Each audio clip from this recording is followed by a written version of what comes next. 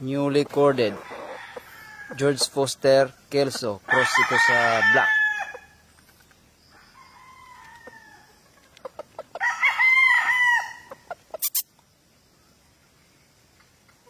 Ito yung gusto ko sa mga size sa manok.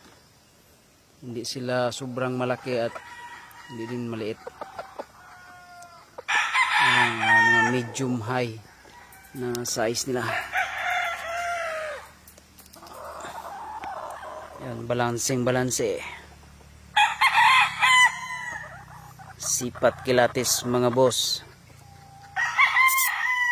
Batang bata pa pero yung buntot nito mahaba na. Kapag ito'y nasa insaktong edad, talagang gwapo ito.